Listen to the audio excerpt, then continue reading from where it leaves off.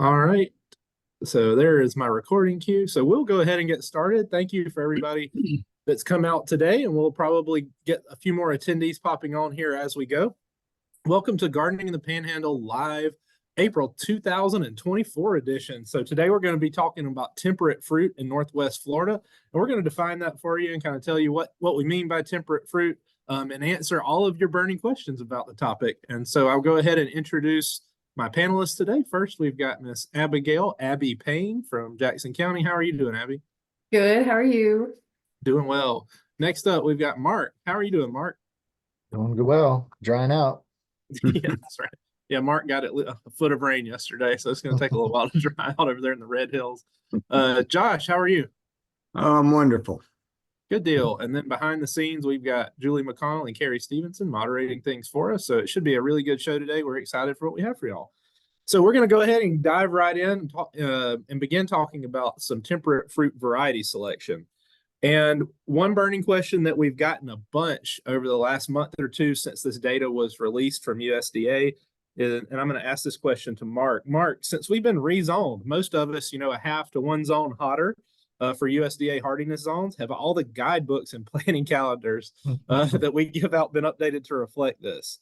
And kind of going on that, is this change going to affect, fruit varieties that we recommend here in the Panhandle? So, some folks may still be kind of catching up, but the USDA did update their hardiness zone map, and Carrie just stuck it in the chat for everyone to click on. A nice little image there showing you what zone we are in. And, these are based on average minimum temperatures over, big chunks of time. And basically what we've all been witnessing with kind of, for the most part, a little bit more milder winters is we're getting a little warmer and we're not getting as cold maybe on a regular basis as we used to. So the USDA has changed it. We're, Tallahassee now is zone 9. We used to be in 8B. We're now 9A. But, like I've been telling folks, don't go planting, mangoes and avocados and all these kinds of tropical fruits, because it's a slow moving change, and we're still going to have lots of noise in between, right? So there's going to be still big cold snaps. And, about a year before this change came out, we had that really cold Christmas day. A lot of folks lost citrus and a lot of other plants. So as far as, so to answer the question, no, these guys haven't been changed quite yet. I mean, I'm sure they'll be working on that, but it's going to take a while, because you can imagine the thousands of documents we have trying to go in and change and update all those. It's going to take a little time. But as far as the varieties go, I think, yes, it's going to slowly change the varieties we want to choose. And it kind of gets, I think, into one of the questions we'll ask up here soon regarding chill hours. Especially we're talking about temperate fruits. So these are ones that, not so much the tropical things, but the more, things like cold weather, a little bit of cold weather. And with this warming, we're going to have lower chill hours or less chill hours. And that's going to affect some of those varieties. And, so in Tallahassee, for instance, apples were things that people wanted to plant.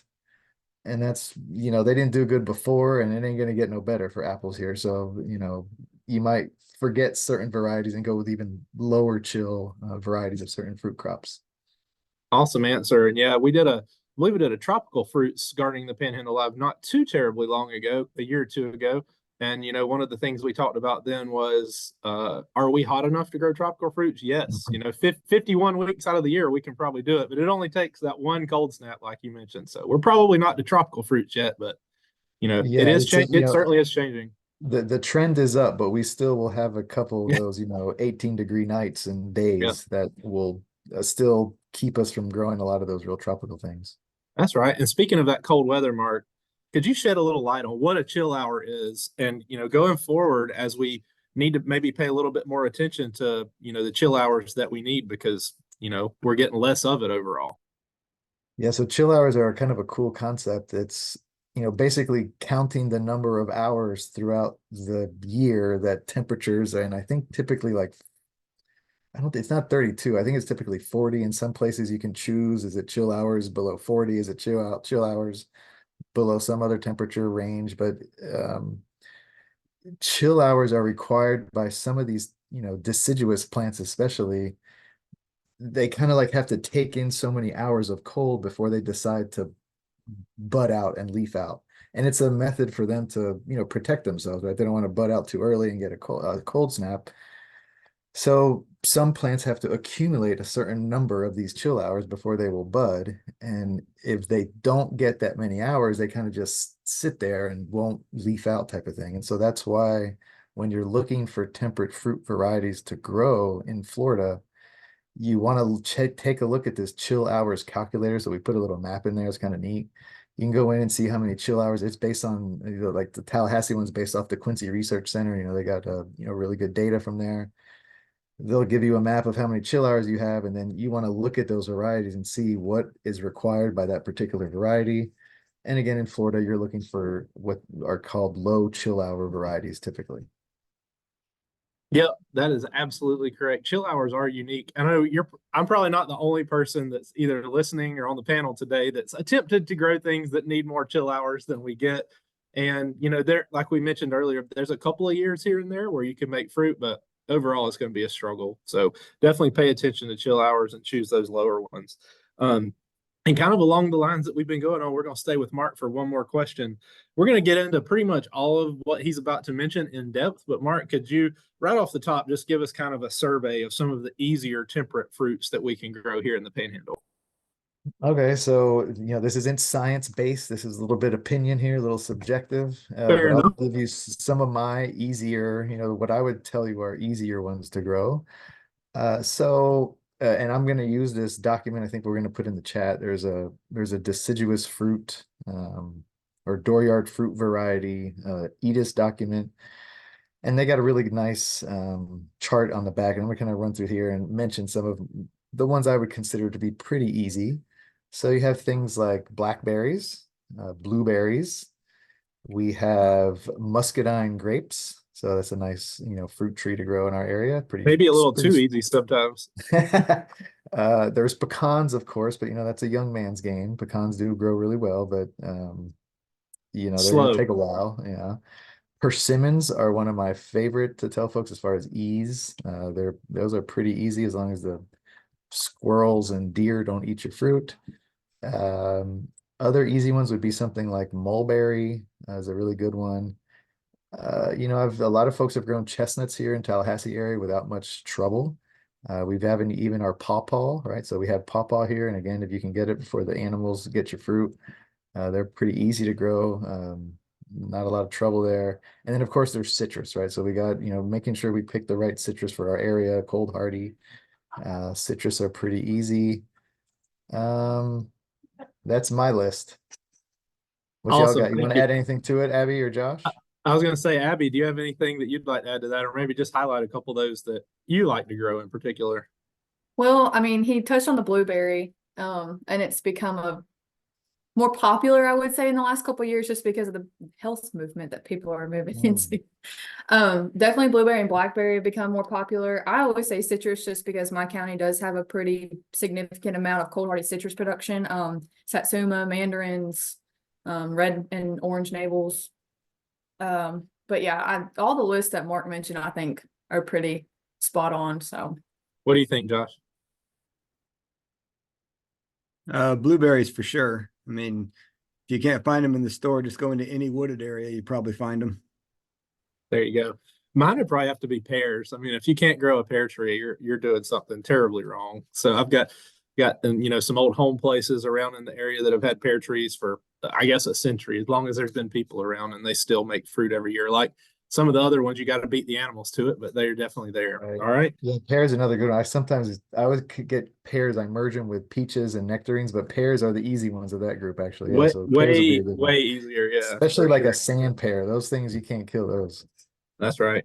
All right. So Abby mentioned blueberries, and we're going to go right into kind of a deep dive on blueberries here for a second and hear from Abby on which of the blueberry varieties, there are many, does she prefer in the home landscape?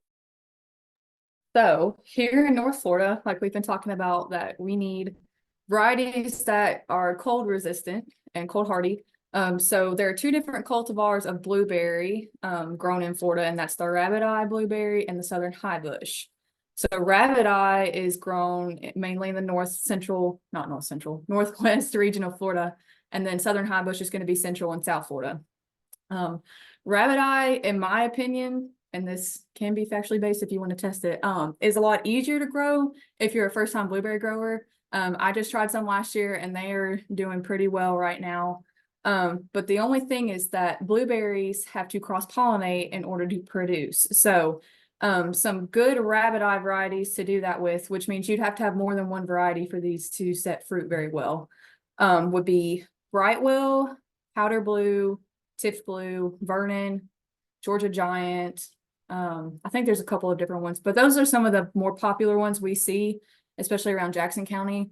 But if you are looking to Southern High Bush, I mean, you can try it, but I don't know how well they would adapt to here just because they're an early blooming variety. Would be Windsor. Oh, there's two other ones that I can't think of off the top of my head. But definitely look into rabbit eye varieties if you are wanting to grow blueberries on your own. And they also, because blueberries are an acidic loving plant, they do have an acid requirement, especially on like an irrigation side of things. So if you are planting, it's recommended that you put pine bark mulch or even pine straw on top, but pine bark mulch in the hole that you're planting these plants, and then cover them up with another layer of mulch once they've been buried in the ground. And that'll kind of give them a good like push to establish and branch out underground, and also kind of satisfy that acid requirement as they're growing into a bigger bush. So Nice. Yeah, I've got Brightwell and Powder Blue, and then I'm trying a newer one from the University of Georgia's program called Titan. It's supposed to have bigger berries. We'll see. yes, that one's supposed to be pretty good. I even saw on a local nurseries page, and I don't know if anybody grows it here, Pink Lemonade rabbit eye. I've never seen it, but they have like a purplish, like a light purple color on the berry. It looked pretty cool. But 2 is great to cross pollinate. 3 sometimes is better if you want larger fruit. But at least 2 to 3 plants when you start to grow them at home would be best. There you go. More is pretty much always better when it comes to fruit. As far as pollination, maybe not care goes. We're going to throw it over to Josh for the first time. Josh, we're going to kind of dive right into one of the more difficult to grow stone temperate fruits, and that's plums. If you're going to grow a plum, are there any varieties that you might recommend for the Panhandle? Yeah, so there's actually an entire series of plum trees. I'm not sure who developed them, but it's the Gulf series. It's things like Gulf Beauty and Gulf Blaze that are extremely low chill hour. Most of them are down in the 200s. And so you can grow those pretty readily. And one of the tricks of those, of course, is that they need a pollinator. So they're going to need two of those cultivars to actually make themselves work. And I wouldn't try to do that with like Chickasaw plum or the hog plums, the natives, because they're going to bloom at a different time. And Right. so when it comes to cross pollination, it's always about making sure, even in blueberries, making sure you get 2 that bloom at the same time, because you need Miss B needs to go to 1, then the other. Of course, you want to plant those at about a 1 to 5 to 8. So 5 to 8 trees that you're actually going to get fruit off per 1 pollinator. So you want to make sure you do that. And then keep in mind that you're not the only one that likes plums. So you're going to have to be pretty diligent about your IPM and about bird and deer control when it comes to those. Everything likes plums for sure. Mm-hmm. Awesome. So I'm gonna have to give some of those a try. I haven't yet tried any of that Gulf series. Mark, I heard you mention persimmon earlier as one of your favorite trees to plant. And I know there's not as many varieties of persimmon as there is something like blueberry or plum, but what are some of your favorite ones that folks should be looking for in nurseries? So with the persimmons, these are really great. They're pretty pest free. They're just really easy to grow and they're delicious, right? And so there's 2 main kinds. There's astringent and non-astringent varieties. So if you've ever had a native persimmon, y'all have tried a native persimmon before, right? And it kind of like puckered up your lip, your cheeks there a little bit. That's very astringent, right? And so those 2 varieties, the non-astringent varieties, you actually can eat those when they're crunchy like an apple, and they're pretty delicious. And very, really sweet. The even sweeter ones are the astringent ones, but you wait till those are so ripe, they're almost soft like a tomato. And man, that's like the sweetest fruit I think I've ever had. It's absolutely amazing. It's messy. It's very messy. Yeah, it's not something you like bring to eat while you're driving in the car or something. Now, when it comes to the variety, so we put up a document in here regarding there's a UF document with the astringent varieties listed, the non-astringent varieties listed, and I have the 2 I have at the house. We have several here at the demonstration garden, but I picked the Seijo and the Ichi Kaijiro. I think the Seijo is the, no, I always get these confused. Which one is the non-astringent and the astringent? So I got to always refer to my You little got one of document. each though. Yeah, but I got one of each, and they're both doing pretty well. Again, it's one of those things that the squirrels, the birds, the deer, they also like those fruit, and so just checking them quickly. I believe those non-astringent ones, you can pick them just as they start, kind of like a tomato, just as they start to turn a little bit of color, and you can try to ripen them inside. But those two, the Ichi Kaijiro, the Seijo, would be two to start with.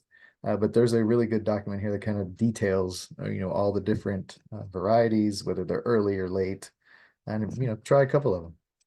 Yeah, I've got a Fuyu. It does good too. That's an old one Mhm. that's real popular. We have that one here as well. Yeah. Yeah, persimmons are awesome. Like Mark said, it's a real. I found it's a very fine line between on the astringent ones between not ripe and like so ripe you can hardly pick it, without crushing it. So Yeah.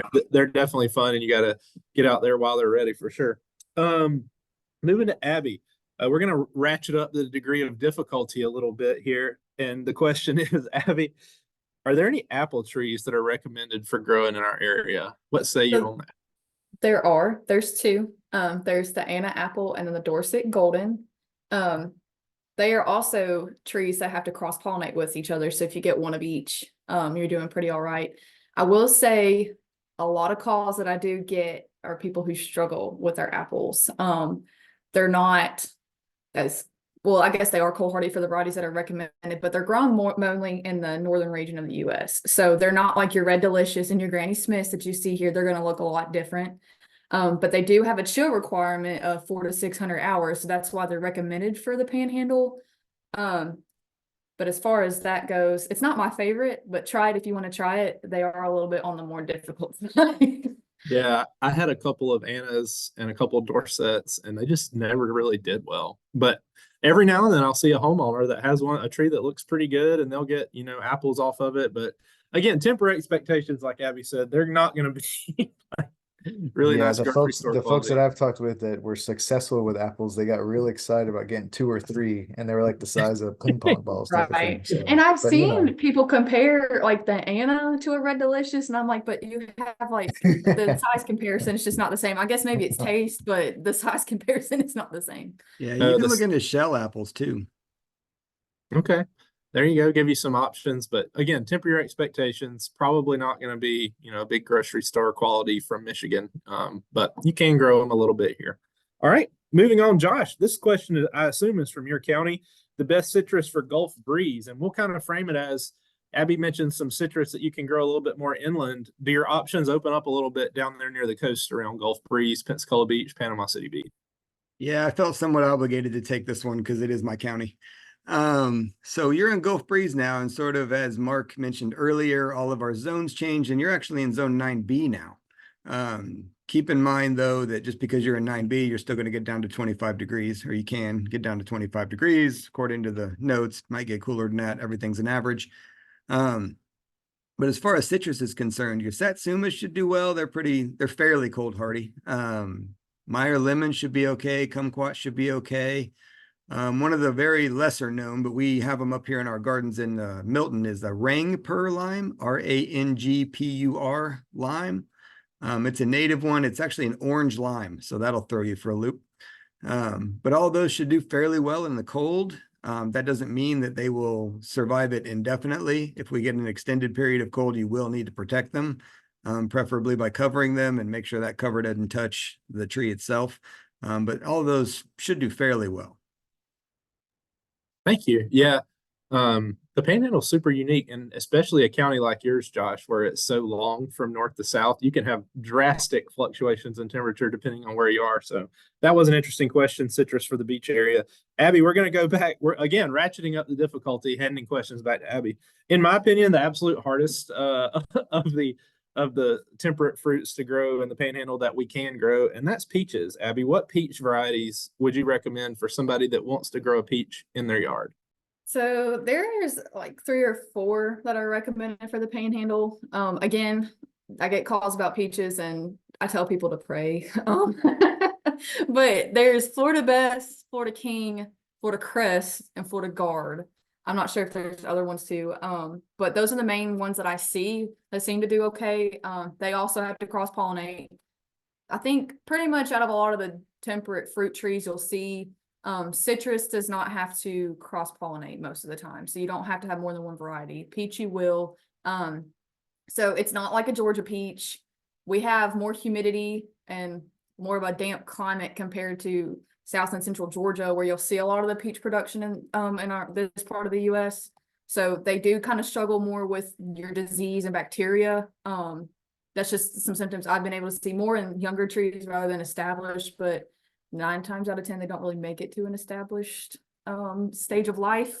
So definitely read up and do your research if you're looking into new peach, just because it is very, very difficult compared to a lot of other things that we have that can grow. So I agree. It is bizarre when you look at weather patterns, how that southeast corner of Georgia is so much drier than we are, just right next door. But they do have a little bit more favorable weather. And I would say if you really want to be a good peach grower, you should probably explore like a move to California. They can grow peaches super well. They have a dry climate, really good soils. The humidity, I feel like, is the downfall here, and the lack of chill. So good answer, Abby. Thank you. And Abby, we're going to stay with you on this. We're going to kind of do a deep dive into pollination on a couple of questions. And we're going to start with blueberry. You mentioned that blueberries do need to cross-pollinate. Do you really need 2 varieties to get fruit, or kind of can you get pollination from some of our native blueberries? What's kind of the final word on that? I would say if you have native blueberries, you could possibly play onto that. But definitely look into getting 2 if you are going to purchase from a nursery. But again, rabbit eye would be your best bet to try to do that. There is a good publication that UF has. It's the Blueberry Gardener's Guide, and it has some great information. I hand it out quite frequently to people who are looking into trying to do some startup things. But yes, you do have to have more than one because they're self-unfruitful, which means they have to cross-pollinate to set their fruit. Yeah. And I think that publication has a pretty decent chart on like what time they bloom too. And like Josh mentioned earlier, doesn't matter if you have 2 if they don't bloom at the same time. So right.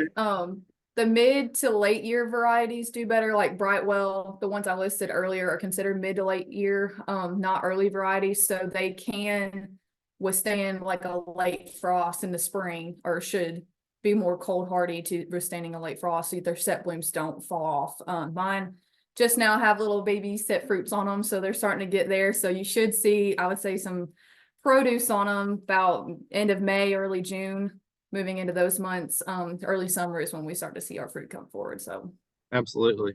Josh, staying on pollination, with peaches, do they require a different variety to pollinate? Can you plant 2 of the same variety? What would you recommend there? So we've kind of touched on this a little bit already. It's peach trees for the most part are self-pollinating, but it does not hurt to have more than one. And you probably want more than one cultivar. It's just going to make them produce a little bit better if, like Abby said, you can get them to produce. So if they live long enough to produce. And sometimes I'll see I'll see peach trees the trees will grow and be okay, but they just don't set much fruit because of various disease issues. What's the big one? The brown rot. It gets a lot of them. Where the fruit just kind of mushes out. But yeah, it's the fun times with peaches. So, Josh, going to stay here for people who maybe have limited yard space and don't necessarily have room for lots and lots and lots of trees and plants. What are some just species or varieties of fruit that you could grow that are self-fertile and don't require a pollinator? So we already touched on peaches can do that. Pears are good for that. A lot of your apple varieties are good for that. I think that about covers it. I know things like plums won't do it. And again, anything that you do is going to benefit from having that cross-pollinator with another cultivar. So just because it is self-pollinating doesn't mean that should be the only way you go. Gotcha. Thank you for shedding a little light on that. I know, if you're on a quarter of an acre or a half an acre, there's just so much room you can have, and it'd be kind of annoying to have to take up tons of room with multiple of one plant. Josh, we'll stay with you. Talking about loquats, a tree that hasn't been mentioned at all yet, but it's one of my favorite fruit trees for the Panhandle. Maybe describe loquat a little bit, and then some tips to how to best care for those to get fruit off loquat. Oh man, describe loquats. I thought everybody just knew what they were. Maybe not. Around it's like a loquat, right? No, just kidding. Yeah, no, loquats and kumquats are very different things. It's kind of call it a mid-sized tree, probably. I can't remember how tall they can grow. Has some darker leaves. It gets a unique flower on it. Generally an early season producer, but you can get about 300 pounds of fruit off of a tree if you treat it right. So it's pretty prolific. They'll grow in just about any kind of soil you can imagine, as long as it's not waterlogged. As long as you're planting them appropriately. And so, of course, I think I put a document on there about how to plant trees. So just make sure, no circling roots, get all the artificial stuff out of there, and make sure that top root is at or above the soil surface. Should get it for you. You are going to need to, if you just plant a new one, you're going to need to fertilize it more often. And I think the document there says they just do a 666. They just kind of threw that out there. I would always recommend soil testing. Get your soil tested and fill out an appropriate fertilizer profile and use the right amount. But when they're younger, they're going to need it a little bit more often. But as they get more mature, you can get away with only 2 to 3 times per year. Early in the year, and then summer, and then fall should work. And if you're doing that and you're keeping them appropriately irrigated, so not over irrigate them, but just enough to keep them happy. And then you go and you do a little bit of fruit thinning, and you use bags on that fruit to keep the critters off of it. You can produce quite a bit of fruit off of that. Yeah, we had one at the Walton County office when I was over there in Defuniak Springs for a couple of years that always did great. There was one year, we did get cold and it knocked them off, because I think, like Josh mentioned, they do bloom, I think like February, they into do. March. So, but yeah, you don't find them in stores. I guess the fruit doesn't store well, but man, it's one of the best just home garden trees. Yeah, it's also called a Japanese plum. It is some of the best fruit you'll ever have. It's really good. Yes. It's unreal. It's so good. It's kind of tart, but sweet at the same time. Really like it. Big fan, in case you couldn't tell. And they're, like you mentioned, super ornamental. So I'll stop on loquats, but everybody in the Panhandle should have a loquat. Josh, we'll keep it with you.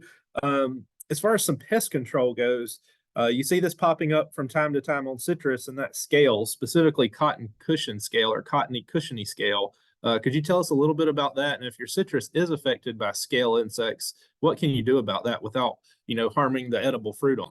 Yeah, scale's always kind of a tricky one, because when they get to that adult stage, there's really not much you can do in terms of insecticides for them. They get that armor on them, and you can't get rid of them that way, except for scraping them off is about the only way. You can use some predatory insects. There is a beetle, a type of ladybug. It's called a Vidalia beetle, not the onion, the actual ladybug. That is a predator for them. You do need to be careful, because just like with your aphids, they produce a little bit of a honeydew. And so you can get ants that are actually helping them, because the ants like the honeydew. So they can actually repress some of your biological species that are coming to help you get rid of that scale. And so you may need to manage for ants as well. Just keep a close eye on it. And then about the best chemical control you can think of for those is going to be your horticultural oils. And you're going to need to keep in mind that they're not going to do much against the adult scale. What you're looking for is to get them at that crawler stage. You're looking to get them in their younger stage, and to eliminate that next generation of bug before they get a chance to actually set on your stems. A good way to monitor for that is to take some double-sided tape and wrap it around the stem, and then keep an eye on it. And you're going to need to change it out routinely. But keep an eye on it. When you see little black and orange flakes in there, that's actually the insects that are crawling. And so you'll know that it's a good time to apply it. And then you're going to have to apply it routinely until you know you don't have a problem anymore. Unfortunately, it's not a one and done kind of thing. Interesting. So do citrus benefit from like the dormant oil like you do on other fruit?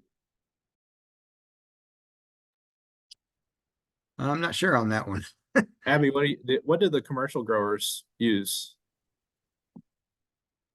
Honestly, I'm stuck on that one like Josh. I'm not 100% sure. I would think that they would try something similar, just because it is pretty prevalent in more commercial production to see scale. But again, I don't want to answer that without being confident. So Fair enough. Monitor for the crawlers and kill those guys. Mark, do you have anything to add on that? I was gonna say, I know the scales will get like the peaches. They'll get on some of these other on citrus. It's like I could think of the aphids, the white flies, or the bigger problems. I guess I don't get a ton of scale on mine, but yeah, pests are annoying. They really are. They really are.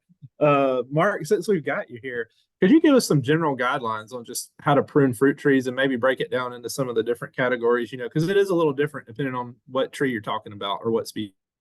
Yeah, there's a lot of it'll change depending on the type of fruit tree you're working on. So we start with citrus. Those don't really have any particular type of pruning that needs to be done. If anything, you might want to prune for size to keep it kind of short and keep them, just in check size wise. The general, is kind of with ornamentals, the only kind of pruning that has to be done are dead, diseased, and anything going down. We tried to say that anything headed towards the ground, crossing branches, right? You want to pick one and get rid of it. Water sprouts, right? So any of those kind of really vigorous, aggressive, branches going straight up tend to be not very productive. So you can prune those out. So you can apply the dead, disease, crossing, water sprouts to all the trees. You can prune that stuff out. But again, citrus, you just keep to shape. When we start getting to your stone crops, so your peaches, the plums, the nectarines, the pears, that's where you want this really like a vase type of a kind of a shape to your trees. It's really painful because the way you get that started is as soon as you buy your peach tree and you plant it in the ground, you basically cut it at about knee level so that you get this really low branching tree started. Most folks don't want to do that, but that's kind of the best way to get it started. When you get to persimmons, again, nothing too fancy, just kind of like with citrus, maybe to control for shape or for size. What else we got? Blueberries, maybe? Anything? Blueberries, yeah, blueberries, that's one where some people like to do it when they're dormant, some people like to do it after they fruit, but in general, what you do is it's almost like roses where you're taking down the older canes to encourage fresh canes to come up or you get more fruit production off of them. And so I don't know what you guys have heard, but I've heard people really, strong feelings about, pruning during when they're dormant or pruning after fruiting. Either way, as long as you get some of those old canes off, encourage new growth. That's what you want to do with the blueberries. Blackberries are strange where there's primo canes and flora canes. So call your extension agent when you get ready to prune your blackberries and they'll try to give you more information there. But it's, you want to, again, like the blueberries, you want to be promoting new canes on a regular basis. What other fruit trees did I miss? Oh, muscadines. Oh, muscadines. Woof, you prune those way back. Almost every season. You want to try to get a good, I think they call them the cordons, kind of like the main runners, the main branches going along your little wires or how we got it set up. And then every, February, just before they start to kind of bud out again, you're going to want to take most of that material off. And it's somewhat drastic when you prune a muscadine. But the idea there, I think it's about a thumb or a fist between every little stem coming off of that main cordon. And don't worry, it'll all come back in one season. Oh, it will. And if you don't similar do to a that, peach tree, you can take a lot off a peach and it'll be right back that next year too. that's right. Yeah, with muscadines, if you don't get it under control every year, it's a mess and it's hard to pick and they're not as productive. Yeah. Yeah, you have a I big will mess. say, I get people who ask questions about like pruning that don't be afraid to do it because a lot of people are like, oh my gosh, I don't want to harm my tree. It will come back, like Mark said, but muscadines and blueberries aren't as sensitive as some other fruiting trees. So if that's something you're more questionable about, you're not going to harm it. I promise. This is taking care of it. They like a new little fresh cut. So don't be afraid to get your hands dirty and prune back your trees. We did put a little link there for some information on pruning various fruit trees. You see a lot of those diagrams. They're sometimes confusing to follow along with, but the main thing, like Abby said, prune something, right? It'll be okay, but keep them the shape. And a lot of those trees, especially that require that special training, don't be afraid. Just go start pruning it and it'll come back. There you go. Thank y'all for that. We're getting fairly close to the end here. We're going to wrap up with a couple more questions. Abby, question here. What fruit has the most problems with pests and diseases and may not be worth the effort in your opinion? And I'll kind of throw it around to everybody, but we'll start with Abby. I will say, like, As far as pests and diseases go, we live in Florida, so it doesn't really matter what you plant. You probably will see something at some point. We do have more of a humid climate, and insects are outrageous in the summer. I'm not Florida native, so when I moved here, I was like, oh, I get it now. Like what people complain about.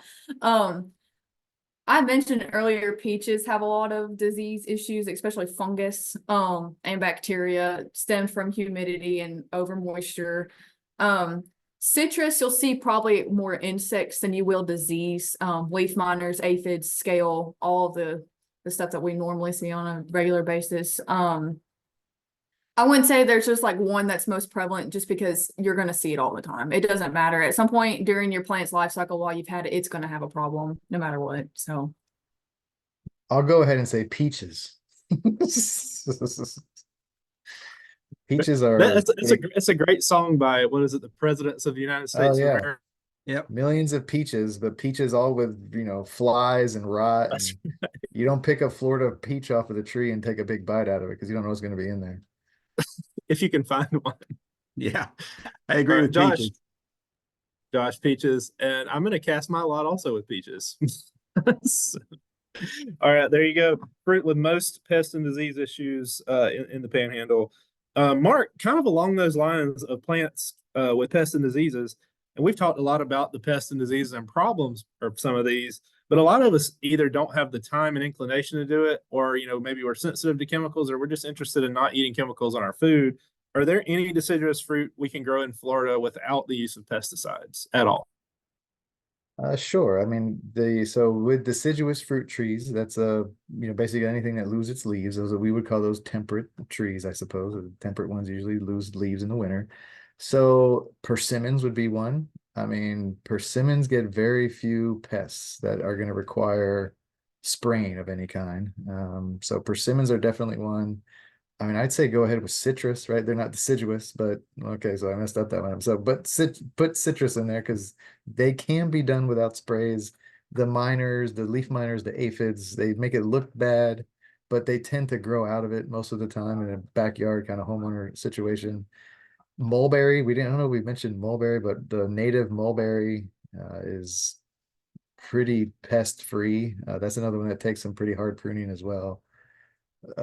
Blueberries, well, no, the blueberries they get fungal problems and like cankers on the stem and whatnot, but plenty of folks have grown them without worrying too much about spraying them all the time. So yeah, there are some out there. Chestnuts, I would go ahead and put chestnuts in there. We got one in the neighborhood that they don't ever do anything. It's loaded with chestnuts every year. So what else we got, folks? Definitely Local. not peaches. Not peaches. That's right. Yeah. So yeah, it's possible. You just got to pick your variety, right? And so I would say, whatever county you're in, contact your extension agent, and they could recommend some varieties for you in your specific situation.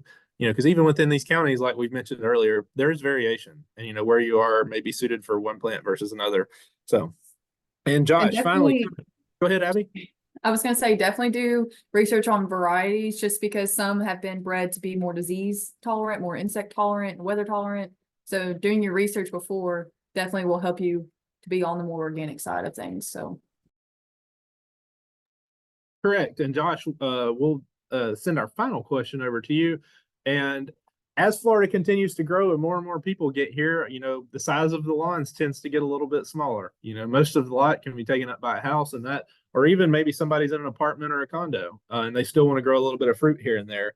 Are there any fruit that we can grow in containers? Yeah, you can grow. There's lots of fruit you can grow in containers. You're probably going to want to look for, because there's going to be some special considerations. So you're probably going to want to look for the dwarfing varieties, or maybe one that has been grafted onto a dwarfing rootstock, just to keep it a little bit smaller and keep it, sorry, I had a bug, keep it a little bit smaller and keep it a little bit more manageable, because you are going to have to move that occasionally, depending on what type you get. If you get a citrus tree, for instance, you may need to move it in and out of the garage as the cold comes, just to protect it, because you're not going to be able to just cover it, because all that cold's going to get to the root system. So you're going to need to keep that in mind. You're going to need to keep in mind that with less root, you're going to need to irrigate and you're going to need to fertilize more often, and you're going to need to keep it healthier that way. And so just you're going to need to be thoughtful of those kinds of things. And then the container that you use, you're not going to want to use one of those big terracotta pots that's gigantic, because it'll just be impossible to move it. So you're just going to need to keep all that stuff in mind. But yeah, container growing fruit trees is certainly doable. Maybe not pecans.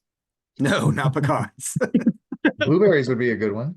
Blueberries Yeah, would be a good absolutely. one. Yeah. And I was going to kind of piggyback on what Abby said earlier, when she, hesitantly recommended Southern High Bush. If you do want to grow Southern High Bush, containers are a great way to do that, because you can protect them from the cold if we get some of those early cold snaps. I've had some master gardeners and other clients in the past that have had great success with Southern High Bush in larger containers. So there's an option. Abby, Mark, you got anything else to add on container fruit? I would say blackberry would probably be a decent choice too, just because, I mean, you're training your floricanes and primicanes, but also trellising it so it can grow upward if you're in like a patio situation. I think that would be pretty cool. But that would be my recommendation. How about you, Mark? This little citrus, Yeah. kumquat maybe, you could probably keep those small. And then what's the other one? Calamondin. Right, so calamondin stay kind of small. That might be a nice one to have in a pot. Yeah, so you definitely have options for containers if you don't have a big area to grow in and you still want to have you a little fruit here and there. So very good. All right, guys, that's going to wrap it up today for Temperate Fruit for Northwest Florida on Gardening the Panhandle Live. I do want to go ahead and shout out that we will have our next edition on May the 30th. You're not going to want to miss this one. It's going to be benefits of a healthy lawn. So we'll be talking turf questions, lawn questions. So bring those for that one. We'll have Dr. Brian Unruh, one of our turf grass specialists on that day. And so it should be a wealth of information. We'll have a great panel and a good group as always. And so we'll look forward to seeing y'all then. And until then, I hope you have a good rest of your April and get out and get some gardening done. It's beautiful weather out there. We've had a really nice spring. I want to say thank you to our panelists, Abby, Josh, and Mark. And our behind the scenes folks, Julie and Carrie. And with that, everybody have a good day. Thanks for joining us, and we'll see y'all in May. Bye now. Have a good one.